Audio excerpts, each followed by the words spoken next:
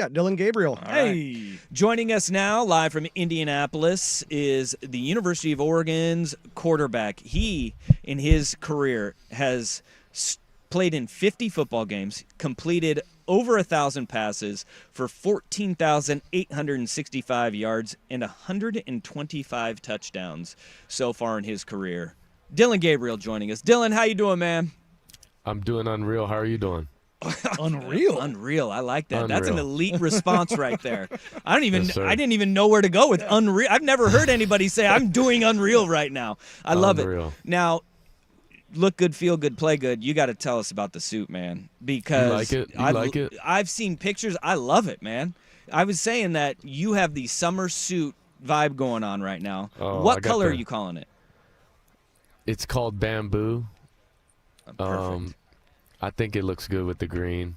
I wasn't going to wear a yellow suit, so, that would have been too much. Yeah. So I did go with the Bamboo. Shout out Carl from State of Liberty. He got me all suited up. We look good. We feel good. I love it. We're playing good as of right now. That's what I'm talking about. Good today, for sure. Yes, sir.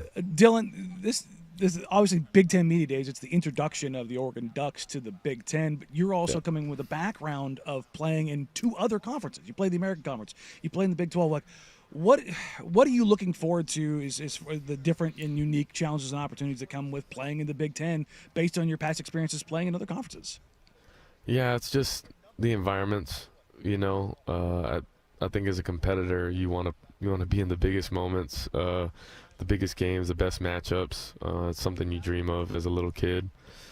But also, I've played in probably every time zone, north, east, south, or west, the whole nine. But I think just the experience of that and being extremely, confident in any, atmosphere we walk into, it's something that I'm, grateful for with all the experience, but also know that, we got to go earn it. It's what have you done for me lately? And I'm very focused on that and the moment right now. So I'll use that. But to answer your question, sorry, I'm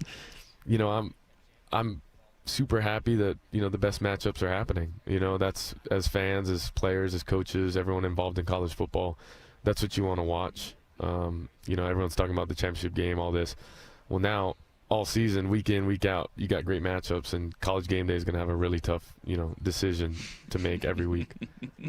I love it, man. You've been through this before, and I'm sure that, it is a daunting task, but you have a receiving core this year where you're like 8 or 9 deep at wide receiver and tight end, where you've got pass catchers all over the field. And you're going to Central Florida, then going to Oklahoma. You've kind of gotten used to this. So you got to play catch up with that rapport that you get with your receivers. How often have you been out there throwing and getting timing? Because it's not just 1 or 2 guys that you're trying to get that timing with. You're going to have 8 or 9 guys on the field. What has that summer been like for you building that rapport?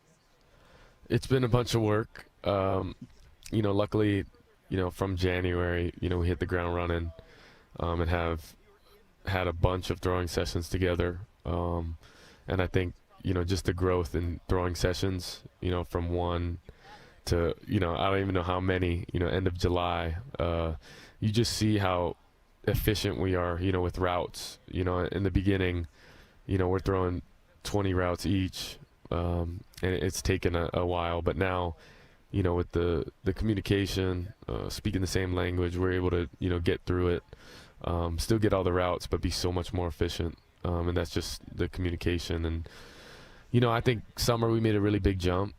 And I say that because in May, June, and July, we had a schedule where team run was first. We had a little break, and then we'd have our lift. And in that break, we're able to get our breakfast. We're up in the, film room. And are able to, just talk through certain things, for certain looks. And I think that's helped us a bunch. And we have a lot of veteran guys that have played a lot of football as well. So the communication has been on a high level conversations, but you need that. And I'm super excited, just the growth that we've made. Most importantly, just not only on the field, but off, and the conversations we're able to have. Dime time retreat that you guys did down in Grants Pass. The T-shirts were clean. I love the Thank you. T-shirts for the Dime Time Retreat. Thank you. How many receivers did you pile into your minivan to drive down to GP from Eugene? So let me give you a little history lesson on the Dime Time Retreat. Receivers and running backs are the hardest to get to the Dime Time Retreat. And you don't even need to question why, but they are.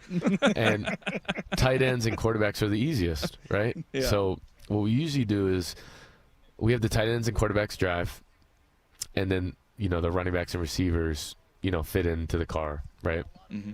So in my car, due to a car malfunction on Pat Herbert's side of things, Pat, T-Ferg, Kenyon, our camera guy, and we fit one more. I'm blanking, but we drive down all together, and it was a tough deal because we had some running backs and receivers who were on the later end of the portion of driving into our Airbnb, but they all made it, and they were all good, which was I'm very grateful for. But with it all, shoot, we had a lot of fun. We piled.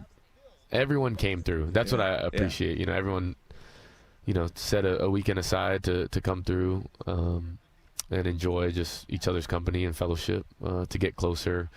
Not just, when football's, mandatory or whatever. It's, us setting aside time for each other to do what we want to do. So it was a lot of fun. There's some urban legends we always joke around about that nobody will ever know, but there were some cold beverages for everyone. So I like that. You just listed, by the way, like 1,100 pounds of just beef in that minivan too. Yeah, my van wasn't going too fast. My van wasn't going too fast. The pass can be a little treacherous at that point. Yes. One of the things I've always wondered about this with as it pertains to quarterbacks and specifically and transfers, when Bo Nix came to Oregon, one of the things that was helpful for him is that he had somebody kind of in place that understood him and he had worked with in the past, and it wasn't just about him learning everything at Oregon, but also the things that he was bringing from Auburn. What are the things that you're trying to obviously take in from the coaching staff and the current players that are here at Oregon, but also bringing with you from UCF, bringing with you from Oklahoma some familiarity, some sets, some comfortable reads, any things that kind of that you can bring to the table? I appreciate you bringing that up because that's a real thing. Usually with a lot of transfers, there is some sort of prior connection, either coached for, played with, etc. That creates a level of comfort. But I truly took a leap of faith, not being coached or played with any of these coaches or players. It's been really good though. I think it's pushed me to be uncomfortable and continue to grow. I think a lot of people in their 6th year, 5th year, things can get a little stagnant and repetitive to where the growth also stays stagnant. Where I feel like I've continued to grow every single day, and that's a refreshing feeling.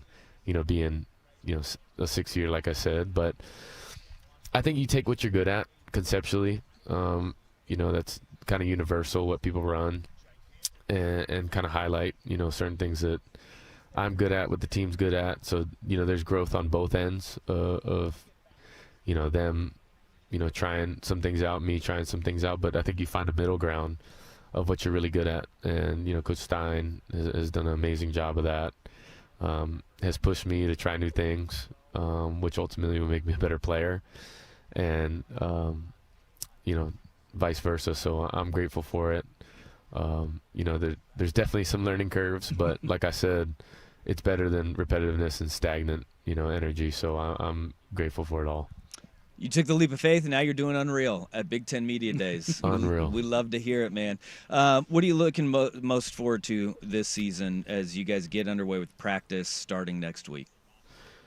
Honestly, just to see all our work that we put in from, January, coming to fruition in fall camp, and just compete at a high level. I think, for the longest time we've been doing split teams, 2-spot, and we'll probably still do that for a good time in fall camp. But when we put this thing together, you're going to see a really good version of everyone individually, and then us as a unit, coming together just because Like I said, the older guys in these two-spot, kind of periods of practice and split teams.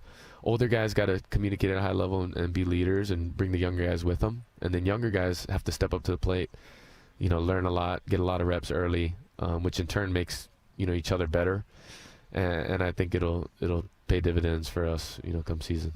Dillon Gabriel, really appreciate the time, man. It's great to have another quarterback wearing the number 8 for the Oregon Ducks. Thank you for the time, and good luck to you this season, my man. Appreciate it. Yeah, keep being unreal. There he is, Dillon Gabriel, quarterback for the Oregon Ducks. You get that feeling. You always hear like the quarterback's the coolest guy in the room. He's got it. You get that vibe. Yeah. I thought it was interesting how he switched when I asked him that question. Yeah. That not the question that I asked mattered, but like the thing that leaving Oklahoma, and for those that don't know, Dillon was going to go to the NFL, and he got a poor grade. We got a red flag because of the leg injury that he had at Central Florida too. He got a 7th round grade, and it hit him, and so he took a leap of faith, like he said, in going to Oregon without having the prior existing relationships, because it gave him a very good opportunity. Yeah. You know the weapons that are there, you know the opportunities that are there, and it works great for both the Ducks and Dillon. I think it was a poignant thing that he was very serious about, like, that relationship. Great stuff from Dillon Gabriel, the new quarterback for the Oregon Ducks.